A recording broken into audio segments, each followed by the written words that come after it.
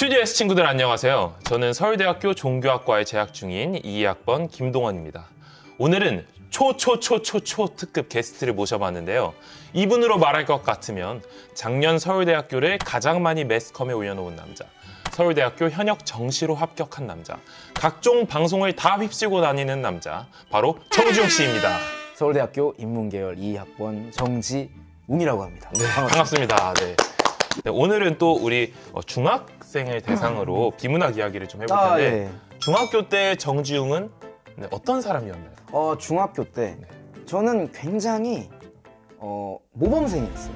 정말로. 제가 들은 거랑은 좀 다른데요. 네. 제가 맞습니다. 우등생은 아니었어요. 막 공부를 1등으로 하고 막 반에서 제일 가고 그건 아니었는데 항상 선생님들과 관계가 완만하고 항상 친구들에게 잘하고. 왜 지금은 안 그러세요? 그때 이제 힘을 다 써버려가지고 그러시구나. 지금은 그렇게 살기가 힘들더라고요. 그러면 번아웃이 살짝 와가지고. 번아웃이 벌써 너무 빨리 오신 것 같은데. 그럼 이제 국어 얘기를 해볼 텐데 학창 시절 국어는 좀 잘하셨었나요? 중학교 때로 한정해서 말씀을 드리자면 굉장히 잘했습니다. 어릴 때부터 책을 좀 많이 읽었어요. 그래가지고 기본적인 독해력이 좀 쌓이다 보니까 그래가지고 그게 좀 도움이 돼가지고 중학교 때까지는 뭐 별다른 뭐 굉장한 슬럼프 없이 열심히 공부할 필요 없이도 국어는 좀 잘했던 것 같습니다. 계속해서. 고등학교 때는 사실 좀 힘들어요.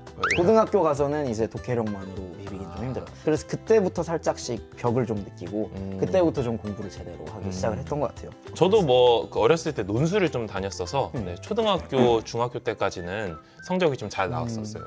역시 지웅이가 했던 말이랑 똑같이 이 중학교 때까지는 이 독해력 하나로, 독서 하나로 우려먹을 수 있는데 고등학교 때부터는 우려먹기 힘들죠. 그래서 저도 고등학교 1학년 때 국어가 5등급이 떴었어요. 처음으로. 어떻게 오셨네요, 그래도. 상승곡선을 많이 제가 그렸죠. 그렇죠. 그래서 5등급이 떴었는데 그때 조금 많이 느꼈죠. 이 독서 가지고 우려먹을 순 없다. 그래서 그때부터 본격적으로 공부를 시작해서 2학년, 3학년 때는 그래도 뭐 1등급, 2등급까지는 성적을 좀 많이 상승을 시키긴 했습니다. 그러면 이제 중학생에게 우리가 직접 국어 과외를 한다면 어떤 것이 좀 중요하다고 가르칠 것 같으세요? 제가 그럼 지금 중학생이 된다 생각하고 저한테 좀 국어 과외를 한번 알겠습니다. 선생님. 그래. 동원아. 일단 국어가 뭐라고 생각하니? 국어요? 국어는 우리 세종대왕님께서 만들어주신 감사한 언어이자 학문이죠. 그거는 이제 한글이지? 국어랑은 좀 다른 거지. 이 바보야. 제가 중학생이라. 그렇지. 중학생이지 지금. 중학생이 그런 거 잘 몰라요. 그렇지. 그거는 한글이고 이제 국어는 이제 한국어 우리가 말하는 것도 다 포함해가지고 이걸 국어라고 하는 거란 말이야. 국어는 어쨌든 우리가 항상 보는 글이잖아. 그죠. 근데 내가 보기에 국어에서 가장 중요한 거는 암기도 아니고 어떤 다른 것도 아니고 글을 읽는 법이라고 내가 생각을 해. 그러니까 이제 국어를 공부한다고 하면 막 개념 공부를 열심히 해야 되고 더 심화된 스킬을 배워야 되고 라고 생각하는 사람들이 많단 말이야. 네 친구들 중에서도 그런 애들이 있을 거야. 물론 그런 것도 중요해. 하지만 그거보다 중요한 거는 기본적인 글을 읽는 법. 기본적으로 글을 잘 읽는 법을 알아야 그 다음 걸로 난 넘어갈 수 있다고 생각을 해. 그래서 나는 오늘부터 너한테 국어 글을 어떻게 하면 잘 읽을 수 있는지, 어떤 흐름으로 내려가야 국어를 잘 풀 수 있는지를 내가 알려줄 거야. 그러면 저희가 중학교 때 어떤 식으로 국어 공부를 했었는지 실제 교재를 보면서 저희가 보여드릴 예정인데요. 오늘 저희가 볼 교재는 원픽 비문학 독해 원이라는 교재입니다. 한번 좀 제가 학생이 다시 중학생으로 돌아갈게요. 알겠습니다. 선생님, 그래. 선생님 한번 설명해 주시죠. 동원아, 이제 처음 하면 뭐부터 해야겠니? 원리를 배워야겠지. 그죠. 그래서 독해 원리를 우리가 오늘 배워볼게요. 자, 목차를 보면은 자, 이제 독해 원리가 이렇게 쫙 나와 있고 내가 아까 얘기했지. 글을 읽는 법이 가장 중요하죠. 그래서 여기 읽는 법들이 이렇게 짜르륵 돼 있고 그리고 그 뒤에 이제 그걸 적용해가지고 실전 문제를 우리가 짜르륵 풀어볼 거야. 좋습니다. 알겠니? 나는 글쓴이의 의도 파악이 가장 중요하다고 생각을 하거든. 그래서 의도 파악으로 한번 넘어가 볼게. 자, 보면은 이렇게 짧은 지문이 이렇게 나와 있잖아. 이것도 길어요, 저한테는. 그래? 근데 수능 가면 더 길거든? 이 정도는 너가 까고 버틸 수 있어요. 글쓴이는 누군가에게 설명하기 위해서 또는 누군가를 설득하기 위해서 글을 쓰겠지. 글을 뭐 의미 없이 쓰진 않겠지. 뭔가 주장하는 글을 쓰든지 뭐 뭔가 설명하는 글을 쓸 거란 말이야. 그렇지? 그래서 글쓴이의 의도가 담겨 있다는 거지, 모든 글에는. 그래서 글을 읽을 때는 주제뿐만 아니고 글쓴이의 의도를 함께 파악을 해야 돼. 그래서 글의 종류에 따른 글쓴이의 의도와 그것의 파악 방법을 이렇게 나눌 수가 있어. 네. 설명적인 글하고 설득적인 글이 있어. 설명적인 글은 뭘까? 설명하는 글이요. 그렇지. 뭔가를 설명하는 글이 네. 설명적인 글이겠지. 정보나 지식을 제공하는 글이구나. 그렇지. 네. 그러면 설득적인 글은 뭘까? 설득적인 글은 정보 제시에 끝나는 게 아니라 뭔가 읽는 일을 조금 더 바꾸고 변화시키기 위한 글이지 않을까요? 야, 너무 잘한다. 중학생 맞아? 맞습니다. 그래서 요 짧은 글을 읽어보고 우리가 글쓴이가 글을 쓴 의도에다가 동그라미 표를 해볼게요. 콩고의 카후지 비에가 국립공원은 지구상에 남아있는 고리다의 마지막 서식지이다. 그런데 이곳에 휴대전화를 만들 때 없어서는 안 될 재료인 콜탄이 엄청나게 많이 묻혀있다는 소리. 근데 이거 예전에 많이 봤던 질문. 이거 맨날 나오는 질문이다 진짜로. 네, 그들은 먹을 것을 구하기 위해 고리다를 비롯한 야생들 이렇게 이런 글들이 쫙 있네요. 논란이 계속되고 있다. 뭘까? 카우지 비에가 국립공원을 소개함. 카우지 비에가 국립공원은 첫 문장에 잠깐 있을 뿐인데 이게 지금 말이 되는 소리인가요, 선생님? 아니야. 아니지. 무분별한 개발에 비판하고 환경 보호를 주장함. 맞는 것 같아요. 왜냐하면 이 콜탄을 채취하기 위해서 막 고릴라들 막 사냥했다고 했거든요. 그럼 디귿 고릴라의 서식 환경을 설명함. 이거는 설명적인 글이 아니잖아요, 선생님. 답은 니은 아닌가요? 잘했어. 너무 잘했어. 야, 우리 동원이 재능이 있구나. 이대로만 하면은 서울대 갈 수 있나요? 우리 서울대 갈 수 있어. 감사합니다. 900 만점 받을 수 있어, 우리. 자, 글쓴이의 의도는 글의 주제와 밀접히 관련되어 있으므로 주제를 파악하는 과정을 거쳐야 한다. 주제를 파악을 해야 글쓴이의 의도로 넘어갈 수 있다는 거야. 그래서 보면 가, 나로 나눠가지고 지금 얘기를 하고 있지. 같은 지문인데 가, 나로 지금 문장을 나눈 거야. 왜냐? 문단의 중심 내용을 정리해서 중심 문단을 찾고 이를 바탕으로 주제를 파악해야 되기 때문이지. 그러면 가와 나 중에 중심 문단은 뭘까? 뭐가 더 중요한 내용이라고 생각하니? 저는 가 문단이라고 생각을 해요. 왜 가 문단이라고 생각을 하지? 나는 이 가 문단에서 제시한 이 문제 상황을 좀 더 구체적으로 설명하고 있지만 가에서는 대략적으로 어느 정도 이 글이 어떤 글이다라는 것을 알려주고 있기 때문에 가 아닌가요? 그렇지. 잘했어. 이거를 우리는 지금 이렇게 설명을 하고 있지만 이거를 혼자서 공부하는 중학생들도 있을 거란 말이야. 그죠. 그러면 지용 선생님 같은 좋은 선생님이었는데 이 친구들은 어떡하나 하면은 이게 다 나와 있다는 거지. 다 이렇게 설명된 부분이 이제 상세하게 나와 있다는 거지. 지용쌤이 여기 다 새겨 들어온 내가 여기 다 들어가 있는 거야. 무슨 말인지 알겠습니다. 알겠어. 그래서 휴대전화의 필수 재료인 콜탄 때문에 죽어가고 있는 카우지 비에가의 고릴라가 중심 화제라는 거야. 중심 화제. 글의 종류는 문제점을 제기하고 있지. 그렇습니다. 그리고 해결책을 제시하고 있기 때문에 무슨 글이다? 설득하는 글이다. 그렇지. 자, 여러분 이렇게 원픽 비문학 독해 원 교재에서는 기본적인 독해 원리를 저희가 알아봤고요. 그 독해 원리들을 이제 실전 문제들에 적용을 하면서 어떤 식으로 글을 읽어야 하는지에 대해서 좀 전체적인, 좀 기본적으로 이제 중학생들이 알면 좋을 어떤 글을 읽는 방법들에 대해서 알아봤습니다. 네, 이번에는 원픽 비문학 독해 2로 이 문장 구조에 대해서 조금 공부를 해볼 텐데 아까 말씀드렸다시피 이제 독해 원리뿐만 아니라 이 문장 구조, 지문 구조에 대해서도 우리가 잘 알고 있어야 문제를 빨리 풀 수가 있죠. 비문학 독해 2로 이 문장 구조, 지문 구조에 대해서 좀 이야기를 해볼 텐데 제가 이번엔 한번 선생님이 되어서 지웅이를 한번 잘 가르쳐 보도록 해보겠습니다. 동원 선생님. 지웅군! 동원 선생님, 자세가 지금 이게 뭐야? 똑바로 앉도록 해, 지웅군. 자, 이 교재를 한번 보시면 목차는 이렇게 나와 있어요. 독해 기술에서 이 지문의 구조들에 대한 설명이 쫙 나와 있고 그 다음에는 이제 유형별로 지문 유형별로 나눠져 있고 이거를 이제 실전 문제들처럼 여기 나와 있나 봐요. 선생님, 근데 저는 과학기술 배우고 싶어요. 과학기술이요? 과학기술에 가장 많이 나오는 구조가 바로 이 과정이에요. 과정. 그러면 대표 구조 중에 과정에 대해서 좀 공부를 한번 해볼까요? 과정에 대해서 과정이라는 것은 어떤 결과를 가져오게 하는 단계를 순서에 따라 설명하는 방식이 바로 과정이라고 하네요. 그래서 과정은 흐름의 측면에서 글을 전개된다는 점에서 이 통시와 비슷하지만 하지만 시간의 흐름이 아니에요. 통시는 시간의 흐름이잖아요. 이 절차가 초점이 된다는 점에서 통시와 다르다고 하네요.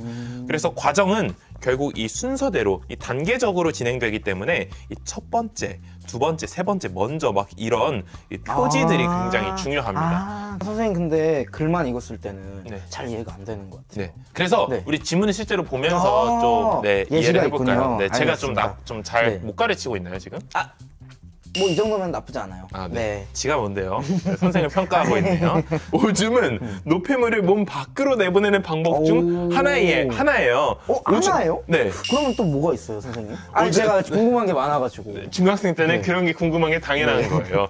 다시 할게요. 오줌은 노폐물을 몸 밖으로 내보내는 방법 중 하나이다. 오줌은 어떻게 만들어져서 배출되는 걸까? 그러면 딱 봐도 그 이후에는 뭐가 나올 것 같아요? 오줌이 어떻게 만들어져서 배출되는 그 과정에 대해서 이야기가 나오겠죠. 오줌은 신장에서 만들어지는데 신장은 강낭콩처럼 생겼고 팥과 색깔이 비슷하기 때문에 콩팥이라고도 합니다. 신장에서 오줌이 만들어져 배출되기까지의 과정은 3단계로 나눌 수 있다. 아까 단계.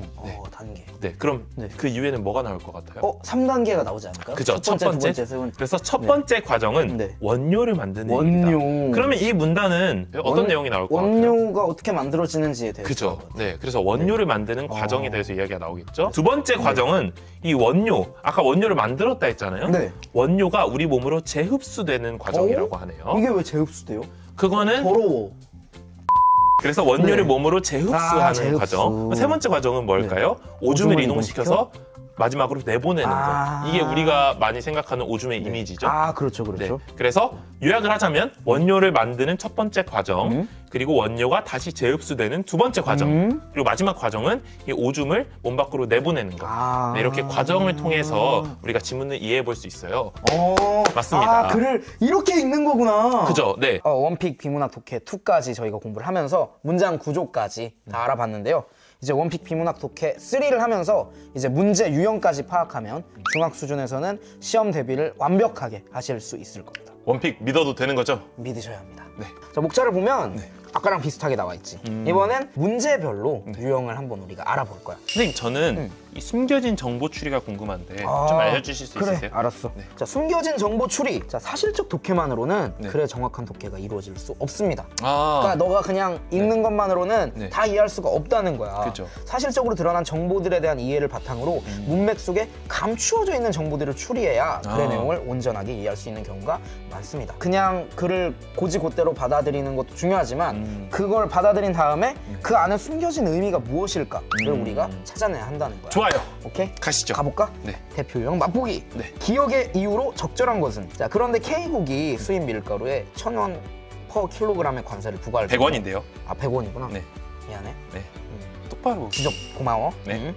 하지만 증가한 생산자 잉여가 감소한 소비자 잉여보다 작기 때문에 소비자 잉여와 생산자 잉여의 총합인 사회적 잉여는 수입 밀가루의 관세를 부과하기 전에 비해 작아지게 된다. 자, 근데 우리가 해야 되는 게 뭐지? 문제에서 바라고 있는 게 뭐야? 기억의 이유로 적절한 그렇지. 기억의 이유로 적절한 것은 관세는 사회적 잉여를 감소시킨대.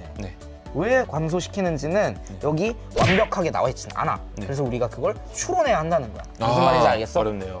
가시죠, 선생님. 자, 관세가 부과가 되면은 어떻게 되냐면 자, 생각을 해보자. 수입 밀가루에 관세를 부과한대. 그러면 외국에서 들어오는 밀가루를 더 비싸게 팔아야 된다는 거야. 그죠. 관세만큼의 그 이득을 우리가 취해야 되니까. 그죠. 그 무역자들이 취해야 되니까. 수입 밀가루가 비싸죠. 그러면 국내에서 밀가루를 파는 사람들은 좋을까 나쁠까? 좋아요. 좋지. 더 싸게 팔 수 있으니까. 더 싸게 팔 수 있으니까. 상대적으로 그죠. 더 싸게 팔 수 있으니까. 근데 소비자 입장에서 생각을 해보자고. 가격이 올라가면 더 많이 살까 더 적게 살까? 더 적게 더 적게 사겠지. 그러면 소비자 입장에서는 이득일까 손해일까? 손해지. 너무 비싸졌어. 그래서 생산자한테는 이득이지만 소비자한테는 손해라는 거야. 근데 지금 여기 나와 있는 얘기를 보면 하지만 증가한 생산자 잉여가 감소한 소비자 잉여보다 작기 때문에 라고 나와 있어. 이게 무슨 말이냐? 생산자가 보는 이득보다 소비자가 보는 손해가 훨씬 크다는 거야. 그렇기 때문에 그거를 합쳤을 때 이 합친 총합인 사회적 잉여는 작아지게 된다. 그래서 관세는 사회적 잉여를 감소시킨다. 무슨 말인지 알겠어? 그러면 문제 풀어봐. 소비자 잉여가 그러니까 이 문장이 핵심 문장이네요. 그렇지. 감소된 소비자 잉여가 증가한 생산자 잉여보다 더 크기 때문에 총합도 줄어든다. 그렇지. 그럼 소비자 잉여 감소분이 생산자 잉여 증가분보다 더 크다. 답 2번이네요. 자 어쨌든 그래서 자 우리가 이렇게 풀어봤어. 근데 아까도 말했다시피 모두에게 지웅쌤이 있는 게 아니잖아. 그래서 이걸 혼자 푸는 친구들은 보면은 밑줄 딱 치면서 관세 부과로 인한 상품의 가격 상승, 생산자에 미치는 영향, 소비자에 미치는 영향 이런 식으로 상세하게 나와 있어. 중학생들이 풀기 쉽도록. 그리고 원포인트 이렇게 나와 있지.